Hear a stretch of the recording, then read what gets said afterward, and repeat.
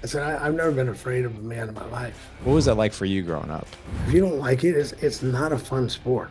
Kind of control me, I always want to be, I want to be world champion. I got to be world champion. Chuck Liddell, what is going on, man? Welcome to Dad Edge, dude. It's so good to meet you. Oh, nice to meet you. Yeah, Yeah, you, I had to rush reading your book. Because we moved this up, like, so I was like, I gotta check it. So you had a book, so before I talk to you, I might as well listen to well, I always say read, but most books I do nowadays are on Audible, but me too. but just because I spent enough time in the car, I figured I might as well get some something done, something else done. So Oh, rock on, man. Well, dude, thanks for that. Like, my gosh, I wrote that. I think you're talking about Dad Edge. I wrote that book like almost 10 years ago now. And I know you and I were kind of jamming before we hit record. I was like, man, I feel like I've known Chuck for like I've been watching you since the early 2000s, even in the late 90s. And it's crazy how this comes to fruition. But well, I'd that's like, interesting too that you said that it was 10 years ago. So I yeah, like, and I actually wrote my book um way back. I always think it came out in '07. yeah, Um and we're talking about making it an audiobook because it was never an audiobook and like doing something like between chapters, doing like a little talk about yeah, how yeah. how different my perception of it is now or Oh, yeah. and kind of going through. I thought that would be kind of because I actually a friend of mine had a book and he did that where he kind of explained each chapter in between. But like it was right when he did the book. But like for me, like going back now, it's been 15 years. It's like more than 15 years since I wrote the book. So It's it'd wild. be interesting to go in there and just um go back and forth, go get through those little in between. So people that already bought the book, it gives them a reason to look to get it. And Yeah. It's so like a second edition of like, and then, reflections, years later. years later, and then there's a few things I left out back then just because of for reasons that aren't there anymore. So I might add those in. Oh So man, I would gobble that up, man. I'd definitely be one of the first adopters and buy that. I want to, if you're cool with it, I'd love to start off with just some fun questions. 'Cause I know we're going to probably be talking about some serious dad related stuff, but, you know, so you and I, it's kind of crazy, man. Like we have very similar stories, and we'll get to that here in a second. But you got your degree in accounting. You were a center as well on the football team, correct? well, no, I was in high school, yeah, In high center school, yeah. or linebacker. And then college, I played linebacker. Okay. My 16-year-old, he is the starting center for varsity, and as you and I are recording this, he just had his first playoff game for the season this past Friday. They won. But my son is 5'9" and he's 195. And he had to go up against this nose guard. I kid you not. Like my hands were sweating before this game. I'm like, that's the dude my son's going up against.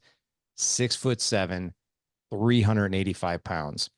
It was the craziest thing I've ever seen. I've never been scared for my son's safety because he's pretty resilient, but like what you saw when the ball was snapped is all you could see was the head of this big tall dude just getting pushed back and back and back, and my son was just in his gut just pushing this big ox away from his quarterback. He did that all game long, and dude, he got off that field and I thought like he was about ready to fall over. He was just like, that was a lot of weight to push for a long amount of time.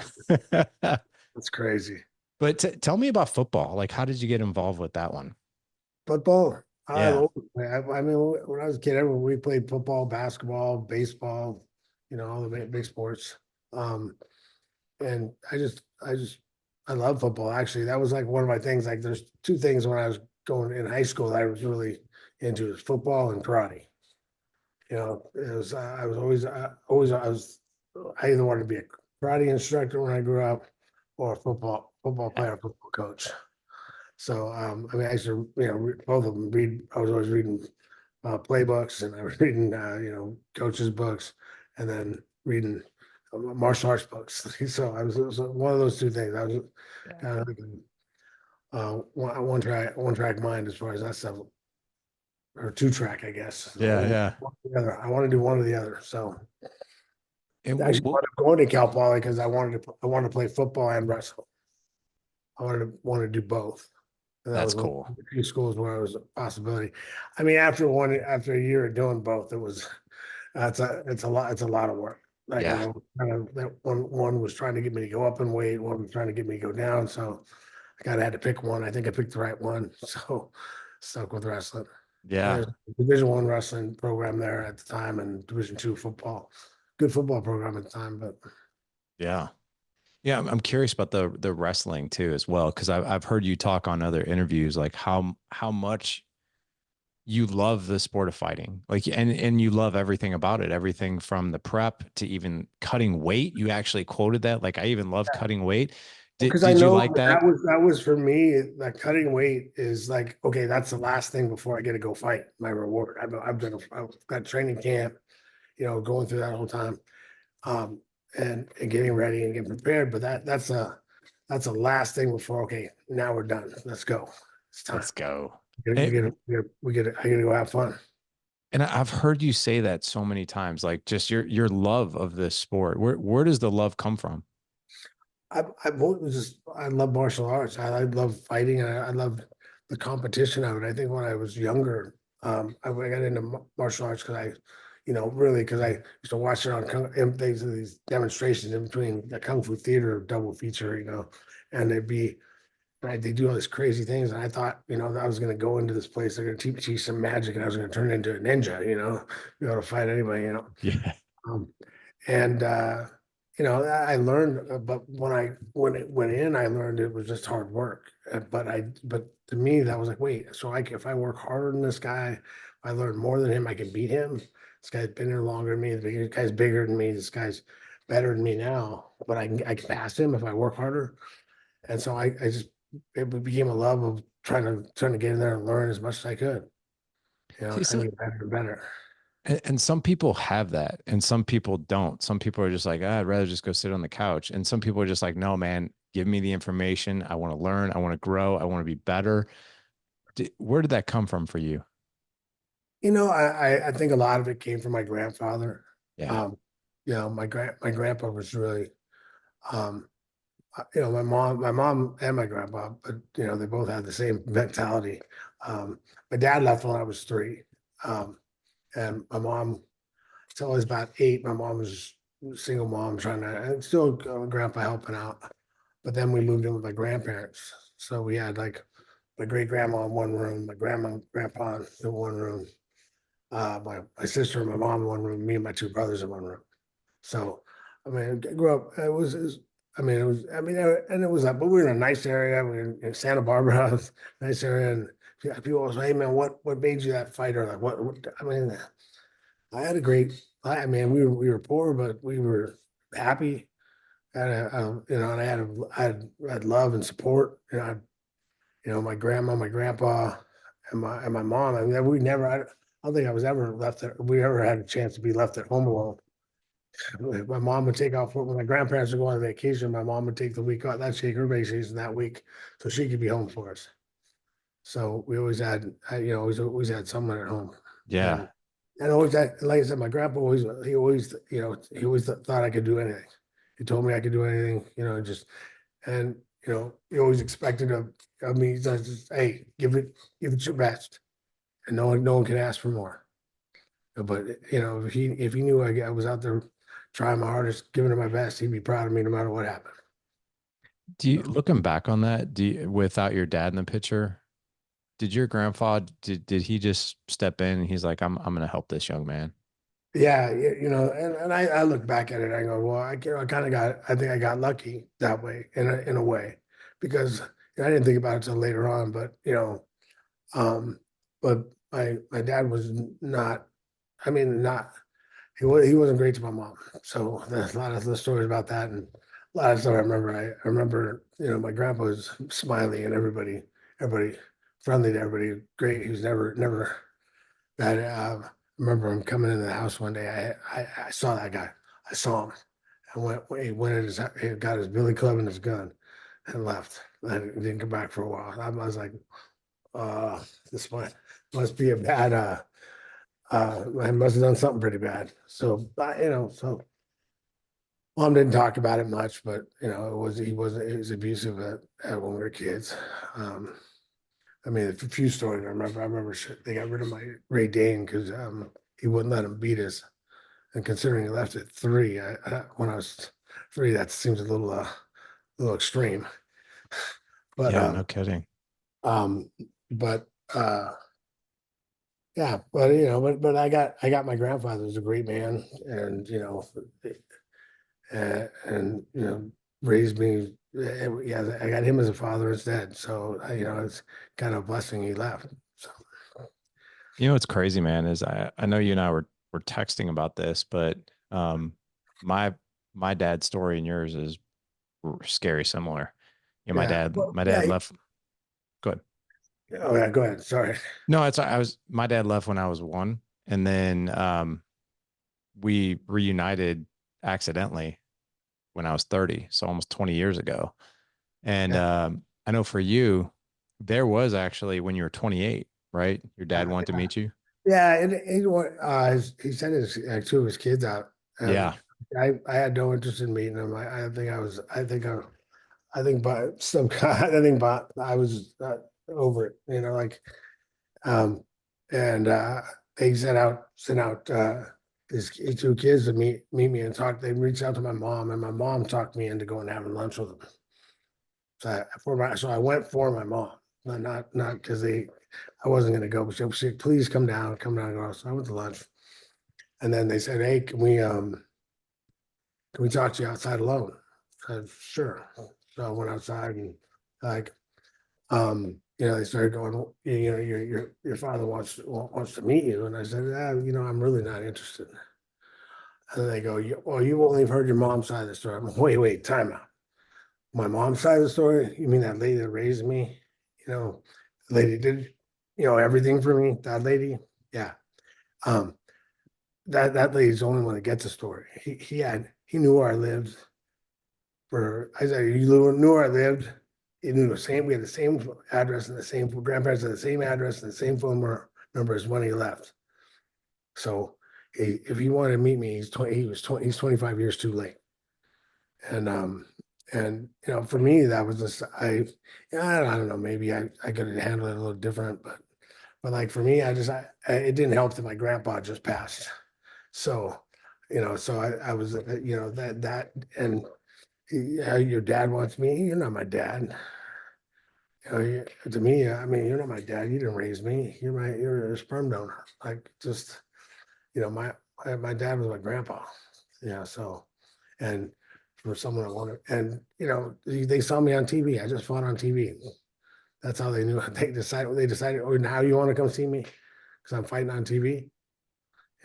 That's kind of that's where I was at with it. I mean, I told the guy, I'm glad he's a great father to you guys. If he was, it's great. Maybe you turned around and became a great father. That's awesome. Doesn't mean anything to me. Yeah, I can understand that mentality, man. Big time. You That know, that in hindsight, I mean, I guess I probably could have been a little nicer about it, but I think I was still that thing is someone trying to take credit from what my grandpa did, or call it, oh, I'm your dad. Like, no, you can't call yourself my dad. You weren't there. yeah, Yeah, it sounds like your grandpa really, and it's funny that my grandfather, my maternal grandfather, he was like he did the exact same thing. I mean, he lived a mile from us. I spent almost every day with him because he'd pick me up after school. And that man was instrumental in my life. And I want to go ahead and cast the spotlight back on your grandpa. And what were some of the things that he taught you? And maybe it wasn't even something that he taught you, just something he showed you through his actions. oh, he was always, he's yeah, and always, it was one of those people, like I tell my kids, he's like, don't bully. It's not okay just not to bully kids. You can't let anybody else bully them either. I'm like, so my grandpa was always protecting other people. Like before he worked for the sheriff's department, he was a sheriff's coroner, actually, his last job. But uh, yeah, he's always protecting other people, like always standing up for people, standing up for what he thought was right. I always tell a story of one of my funniest ones. So we were going I'm on my way over to karate. You know, I decided to stop by the baseball field because my grandpa was volunteering, helping out with the baseball thing. And it was a thing was going on where like they had these kids where one of the parents they thought they had like fake um birth certificates and they were older and you know it looked like it was probably there's some validity to it, but my grandpa thought he was actually believed what they were saying, but the way they were yelling at the guy that ran the thing, they're like he's a 70-year-old guy that was running the volunteer running the baseball program, and they're screaming at him. And I just came walking up. My grandpa's in the middle of the thing. My grandpa grabs a bat and starts poking parents in the chest. They back off, because they're getting in this guy's face, screaming at him. He's back off. And I'm like, oh yeah. And I grab one too. I'm like, yes, I got to fight with my pops. It's gonna be great. Not that no one did anything, so nothing happened. But it was an example to me. It's like he's standing up for that guy, even though he thought he was, that the parents were right, but treating that guy that way and threatening him, yelling at him, and getting in his face like that was not okay. And so my grandpa didn't care. Everybody didn't matter. But yeah, no, my grandpa was a great guy. Always standing up for people. Always, you know, always guide me about being on time. Always like if you're 15 minutes, if you're less than 15 minutes early, you're late. To my grandpa, you need to show up on time and be there. It was one of the things he always did what he said. And I don't ever call him a liar. Like Yeah. that was a big thing for him. Don't ever lie to me. Don't call him if he thought I was calling him a liar when I was arguing with him, he'd let me argue with him about stuff. But if he catches that, it's over. But you call me a liar? Oh, man, damn it. Oh no. Okay, it's over. Sorry, pops. We're done. But I think our grandparents were that generation. Like those were some tough dudes. oh yeah. And a lot of good men, I think, came out of that generation. It sounds like your grandfather and mine were definitely one of Yeah. them. No, I like it was one of those things like he believed he used to spank us when we were kids, but because he believed that was the right thing to do because he felt he had to. But he always said it's gonna hurt me more than it's gonna hurt you. I think I always tell me I was 12, the last time I got spanked, I was 12. And he started spanking me. And at that point I didn't even care. I get down and I knew I had to start crying at some point so it'll stop. And I came out after a little bit, and he was sitting on the table crying. I'm, I'm like, No oh, way. I was like, oh man, that was the last time he had to spank me. So your grandpa was? Yeah, because Wow. it really didn't hurt him that bad, but he felt it was the right thing to do, and he had to do. Wow, man. That's that is unreal. What Yeah, and was that the last time? that was the last time. That was the last time. It was it was. I'm sure that there's other times when I was going to get in trouble. I thought I was going to get. And he's like, "No, it's okay. You're there. Explain." But Yeah. it always. Yeah. Was it what was it like just growing up with in that environment? And when I say that environment, like mom, great grandparent, grandma, grandpa, siblings, all that.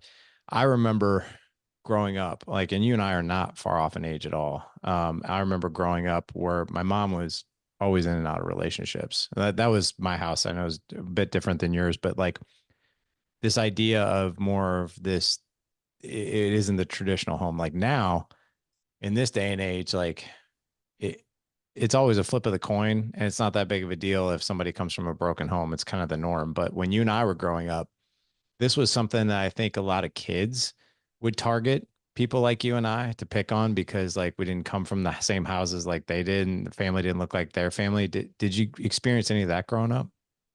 No, I don't know. I think at first, yeah, like when I was really, really little, but then, Grandpa taught me how to fight, and I think I fought a lot, fought a lot growing up, but no one picked on me. You know, That's good.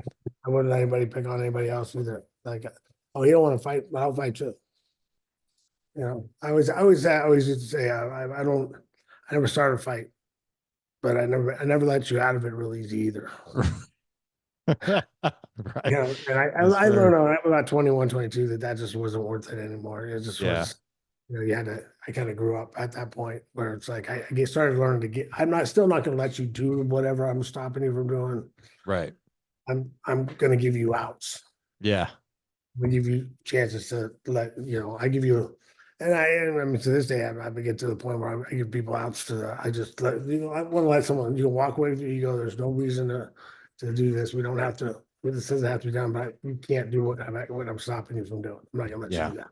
Yeah. So, but if you want to just be cool, you know, thanks. That's good. That's But good. like I worked at bars, and a lot of times I go and break up these fights, and like a lot of times we say, "Hey, man, look, I don't want to hear why you want to fight. I just don't do it here. Can you do me a favor, do it somewhere else. If you want to do it, go ahead and do it somewhere else." Oh man, I was going to kick his ass, but Chuck asked me not to.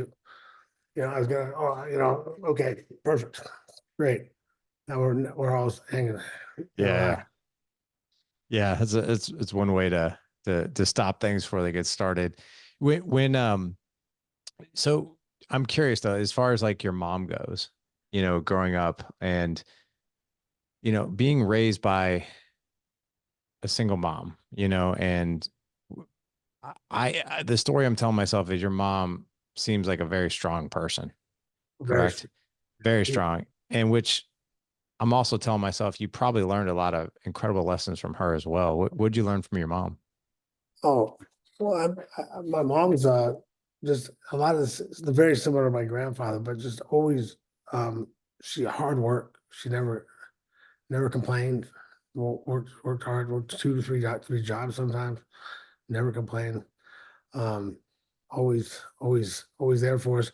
You know, she learned trying to learn things. So she was trying to do, you know, until we moved to my grandpa, she tried to be both, you know, mom and dad. So she tried to learn, you know, she would try to figure out how to do a project so she could show us how to do that project.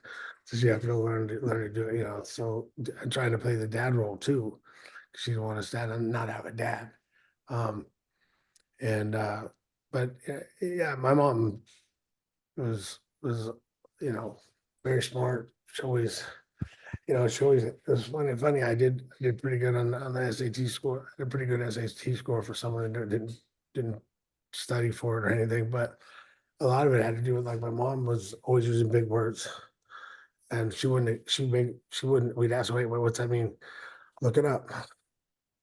Look it up, and you know, a lot of that stuff she did on purpose, just so we'd Yeah. have, you know, I, you know, pretty good vocabulary in high school. I think I dipped off after I wasn't around my mom all the time because my friends are like, why are you using those big words? I'm like, well, I'm used to them, you know. I'm used to using them. So Yeah, we talk like this all the time in my house, man. Come on. Right? Yeah.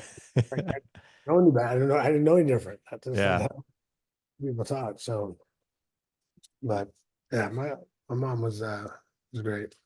That's cool, man. And I learned when when I was young, you know, they gave her 5 years, 5 years to live when I was 12. Um, she had myasthenia gravis and a few other things, and they didn't think he was gonna make it for her, and she just passed away a couple years ago, so she outlived that by quite a bit. Yeah, a lot. My goodness. But you know, Wow. one of those things, you know, I always think if she just didn't want to give up. Yeah. Well, it's kind of, I mean, and it seems like that's just hard work, not giving up, treating people well. You know, like that seemed to be. She had epilepsy too. And we as kids, Mm. people crazy. Like I remember one time she had a grand mal seizure, like in front of a couple family friends, and they're going running for the phone. Well, no, don't grab the phone. I'm holding my mom's head and sitting there. Hold on, wait, no, because if she reported, she'd lose her license for a year if they called the ambulance for it. So because she had a seizure. So we were taught not, don't let them call, don't let anyone call the ambulance. Oh my gosh. Don't let them, so he said that I was, but it was, and but she was just tough. Uh, That that is a lineage of toughness right there. Um, when it comes to even, your own kids, like these this experience that you had growing up, like with your grandfather, with your mom, and just the situation and learning these lessons early on, you know, what's important to you to teach your kids? it's one of those things. I want to teach them they can do anything they want. You put anything you put your mind to, and also no one can do your best, and no one can ask for more. Because not everything's going to work out. You're not going to always win. You're not going to always be successful at things. But if you go out there, no one can get mad at you if you go out there and give it your best. Do the best you can. And that was, I mean, for me, that was something. I knew that hey, people say, hey man, I was going out to fight. Hey man, go kick his ass. I'm gonna do my best. I've had people say, oh, you can't say that. Like you gotta have more confidence in that. What do you mean? I feel if I do my best, I'm gonna win. I believe in myself. You know, I always thought, fights I've lost right afterwards. I know I could have done better. Let me try again. Give me another shot. It's like I always that in that back of my mind, I always felt, and that's one of the things I always try to figure out how do I make sure my kids understand that. How I make Yeah. sure because I wish I know exactly how my grandpa made me feel that way. Like and the same thing, like people ask me, I tell them, like I said I've never been afraid of a man in my life because I've had people ask me, do you ever walk in a bar and like size up guys, like see if you got looking at guys? I said no, why? Why would I? If you commit some fighting offense, we're fighting, or whether we can kick my ass or not. So why do I need to size them up? Not to mention to let people know, like it's really hard to size people up. You can't tell. Don't judge a book by its cover. I know quite a few guys that I had a couple of buddies I used to hang out with. I'm like, you might want to fight with them. I'm going to fight you, but I'm going to kick you in their ass. I'm like, you might want to take a second. I'll knock you out. He's going to break your leg. You're probably going to need knee surgery next week. So, it's like, you just have a headache tomorrow. Yeah, I'm just gonna pound you, like, and you'll wake up later without a broken leg, but just maybe, yeah. Um, you know what, with that type, I'm curious because I know you decided to go back into the ring at 48, and I was watching your documentary not too terribly long ago, and being 48 years old, I'm 49, and I can honestly see, man, like that in you. It's like one more time. Like I would have to think for you in particular, retiring from martial arts and fighting because like there's like a deep-seated passion and love that you have for this sport. Like, and quite frankly, I we don't people don't see that very often in fighters, but it's like it comes out insanely genuine. Like this is part of my life. This is who I am. This is what I love to do. And as far as like that last fight, like what was going through your mind before the fight? Was it more or less just like I just want one more shot, or did it come from a place of like I'm not done yet, or I just love this so much? Where did it come from? It was a lot of different things going on, and but as well as hey, I'll give it a try. Let me see if I can figure this out. You know, um, I really, but I had because I hadn't fought and I hadn't been training for the fight. When getting ready for the fight, I should have noticed that I wasn't stuff wasn't working right well. But I figured it was 8 years later, and then I needed neck surgery at that time. I couldn't balance. I cheated when they did the neuro. I couldn't balance on one with my eyes closed, on one foot with my eyes closed. So but to be honest, I just thought it was because I was tired in the morning. So I just kind of because they came and did a surprise neuro and a surprise drug test, like you know, about a month before the fight. And so but it is what it is. I wasn't, I'm not, there's a lot of different ways I could have done things, but it is what it is. It was all right. I mean, I got back out there. Yeah. This decision I made, but it was all right. At the time, I thought it was, and I enjoyed it. I enjoyed getting ready. I like being back in. I think I missed that the most from fighting is just being in fight camp, Yeah. just being able to let everything else go for a while and just be focused on on getting ready for a fight, and everybody around me just would realize that if it's not real important, don't bring it up. We don't need to deal with it right now. We can deal with it after the fight. Right. Right. Yeah. I'm, Everything revolves around that. I'm with my kids, because I was only, I mean, even though I was training, I was, it's about 3.5 hours a day. Sure.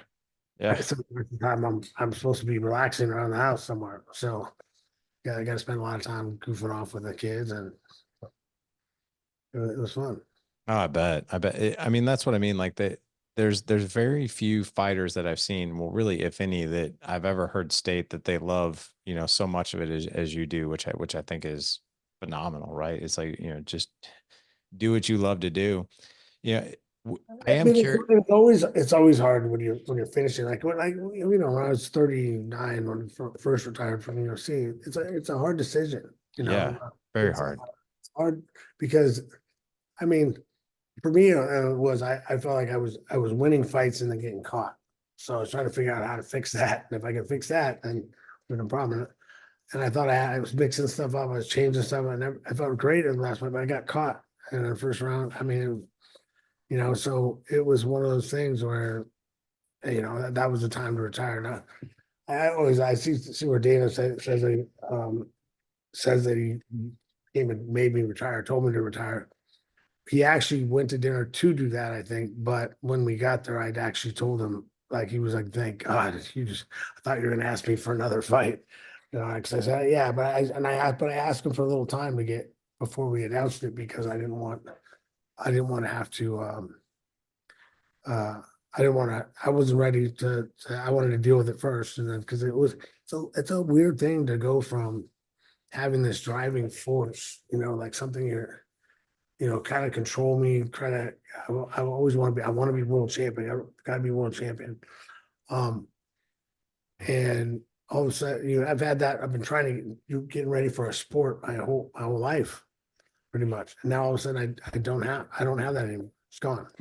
There's nothing. It was for me. It was just there was nothing left. Now what? You Yeah. know, you get that. It was just it's an adjustment, and works out just It's kind of. it's it's really hard, I think, especially if that's been your life. I don't know if you know anybody in the wrestling world, but are you familiar with Jake Herbert? He's a former Olympic wrestler.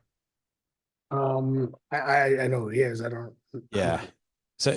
So Jake actually works with me now, but he's obviously retired from wrestling. His last go at it was in 2016 when he was going for the gold in 2016. And Jake is, in his mid 30s now, but he's been wrestling since he was 5. And this is the first stint of years he's had that he's not competing for Olympic gold, or at least for the Olympics.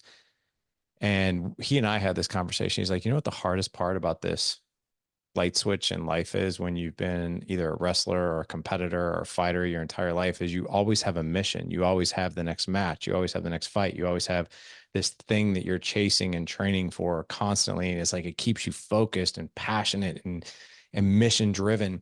And he's like, and then in a blink of an eye, with one match I had back in 2016 in the Olympic trials, it was over. He's like, and it's very hard to actually redesign your life, because that's something that gives you so much fuel. And it sounds like for you, like it might have been, and I think for any competitor, that's very hard.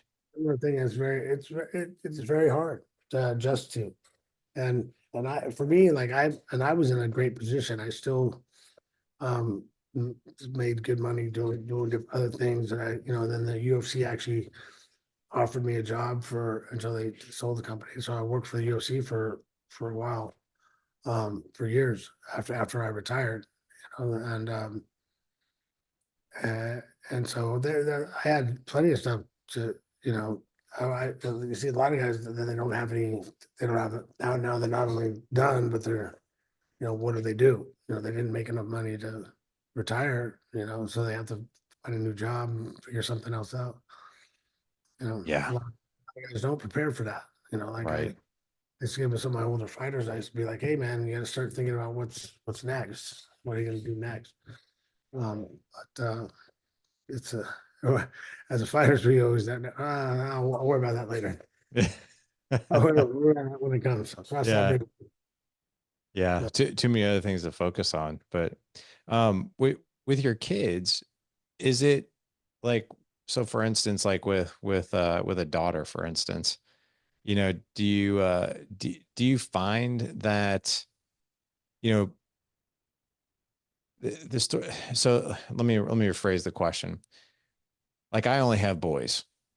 And so like for me, like it's kind of like I was joking with my wife the other day and she's like, what would you do with a girl? I was like, I have no clue. I was like, in fact, I think the girl would hate me. I was like, because like I can be very loving with these boys, but I can also be very direct with them, and like I know no one's really gonna get butthurt or anything like that. Like, but like I like going at every situation with tender loving care, I don't really feel like I have to do because these are boys, right? And the boys are just they respond to that kind of stuff. But for a girl, I'm like, oh my gosh, like how in the world would I relate to her, connect with her, that kind of thing. So I'm curious from your perspective, like how do you connect with your daughter as far as like, making sure that she feels, like she's got this great relationship with dad. Um, Man, how do you explain that? I don't know. It's a It's tough one.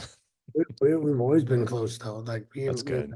my little girl always been close. But I support her in whatever she wants to do. She's doing competitive cheer for a while, and now she's doing volleyball. You know, not very good. I'm not very good at either one, but I'm not gonna mess around with her. If she wants to do Yeah.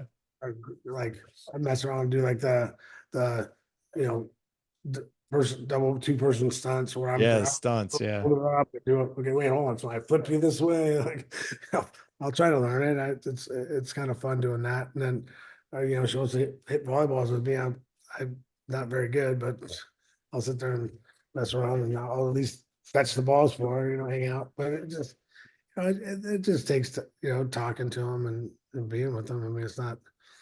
I don't think it's much different than. I mean, they're obviously different than the boys, but they we'll see. And I've had them grown up too. It's just they're good, but I've been lucky. I think I haven't had to deal with a lot. That's So, good, man. What about boys? Like what's important and meaningful for you to pass down to your sons? the one thing that I really want him to feel, and I think he's pretty confident there. It's like I want my son to, like everyone asked me if am I gonna make my kid a fighter, and I was like, no, no. I mean, if he wants to be, sure, but if you don't like it, I mean, I love what I did. I love doing that. I love, I love wrestling. I love fighting. If you don't like it, it's not a fun sport. If you're just doing it because you have to, or you're made to, or you're kind of half in, half out, it's not a fun sport. Getting beat up. It's not fun. Um, but it's something I always loved. I always loved doing it. I always loved the competition of fighting and doing stuff. Um, but I want my son to have that. And I want to know how my grandpa. I figure out. I keep trying to figure out how my grandpa taught it to me because my thing is, like I said, I've never been afraid of a man in my life because you commit a fighting offense, we're fighting, and you kick my ass, and you commit that fighting offense tomorrow, we fighting again. You're gonna get tired of beating me up if you keep doing that, and and that's just having that like I don't look around the bar and look why look I'm not gonna look around. Oh, that guy's gonna do this like because it doesn't matter, to me. And having that confidence as a guy as a guy you get put in positions where guys bullying people or doing that, and you know, it's just I want to be confident that hey, I can take care of myself, and you know, and I'm gonna, I'm not fearful at this point. You know, I don't know. It's just hard to how do you pass that on? Because I always felt comfortable, you know, in those situations. I think that's really important, especially like, this day and age where, people like to make film of people just getting, pranked or getting their ass kicked or something like that to where like, you always Right. got to. People do like I mean, like yeah, I had a you know that they do it's crazy. Like I mean, you guys gonna wind up getting hurt, you know, like doing you know. But yeah, I was just thinking of one. My buddy, yeah, they had just FedEx thing, prank thing. It could have gone real bad. Was this a serious thing? Like, yeah, like this. Oh, was going to prank him, and he thought it was guys trying to casing houses. He's Right. thinking to be a FedEx guy, four guys in a car. So who's that? One of those guys over in the car. Like, where's your FedEx truck? Where's your and the guy was being rude to him and doing something, and he didn't have it. He didn't have he had a FedEx package, but didn't have any address on it or anything. He's like, oh, it was an interesting story. I mean, they ended up well, Buddy won't chase after him a little bit after that. It was it turned out he actually knew one of one of the kids doing it too. And I was like, what's wrong with you? Like you know, but he's someone got close to getting badly hurt. Yeah, no kidding. Yeah, that that could have gone way worse. Um, I have one final question for you, which I think this is like I think when guys come from backgrounds like you and I do, like we're directly impacted by a choice our dads made to leave, right? Or to exit life in some way, shape, or form, exit our life. And I think that there are people that when you and I, people like us who are faced with that, I think our reality becomes, and I've seen it in you as well, is that like fatherhood becomes an insanely important mission for us because we know firsthand what it's like when someone exits that, like they hit the eject button early. But when you were a kid growing up, was and you knew that at some point in time, like I'm gonna be a father. And I remember when I was younger, I'm like, I'm gonna get this thing right. So I'll probably get it really wrong, but my mission is I want to get this thing really, really right. What was that like for you growing up as you looked at fatherhood and future? Well, it's kind of that, yeah, looking at being having a kid and that, it's just making sure you're going to be there for them. You know, like I was kind of that's kind of one of the things like, I'm not taking off on my kid no matter what. You know, my kids are important to me. So, you know, my first two kids I wasn't with the mothers. Well, I was my son, but she left like I think she left me a week. I think maybe a week after he was born, and I came home from training in Vegas, and she was gone. Um, um, but uh, I made it was very important to me to be there for them, and he I made a lot of mistakes, back in the day, and then now, now I have another chance. I have another set of kids, and trying to make as little mistakes as I can, but it is what it is. You Yeah, just got man. working on it. I mean, I growing up with that, I always want to be there for them. Always want to be a good dad. Try to do, you know, and like just like stuff like this, like I read stuff online. I read, and I read your book. And I got that uh, but yeah, so actually I liked a couple of suggestions in there. That was it. Some good ones in there. Actually, because I do that. Your father, I do that like a one-on-one meal with the kids. go out and do that. But I thought that the one on one vacation might be kind of a cool thing too. I thought that was really kind of a cool idea because I never really thought about it that way because my kids are pretty spoiled as far as comes with doing cool things. You know, like they get to do a lot of crazy stuff with me. But yeah, that kind of I think that might be that'd be a cool one to add to it. You know, once a year doing a couple days with each kid somewhere. Yeah, those are a ton of fun. My oldest is 18. I started doing those like those they're really really quick getaways, some just 24 48 hours and been doing that since my 18-year-old was 6 and I've done that with all the kids and it's really interesting like when you just get away from the grind for like 24 to 48 hours because conversations are different, experiences are different. You kind of feel like you're in a silo in a way like and it's a really and you're both whatever it is you're going to go do you're both experiencing it and you're just away from home and it's just different but yeah it's definitely a cool experience for sure. That seemed Yeah. like I really like that idea out of there, but had some good ideas in there. So Oh, thanks, man. I appreciate that. Well, just as we wrap up here, man, I want to point the audience in a direction here to connect with you. I mean, I know we'll have all your social media handles in the show notes and all that good stuff, but what are you working on these days? Like what are you excited about? um just been doing my little thing, my those little out cold things are kind of fun. They're really quick and get in there and hang out with some people I know and have a few conversations in there. They're always interesting. Always some interesting stuff comes out of it. Um, I got kingofviolence.com. It's our new clothing line. Um, got that going on, and working on a few other things. We'll be getting out. I'm trying to. I want to do my. I want to do my book as an audio book. I was actually thought it'd be really cool to have it, and like we were talking earlier, like having a conversation in between each chapter. That'd I be kind of so cool.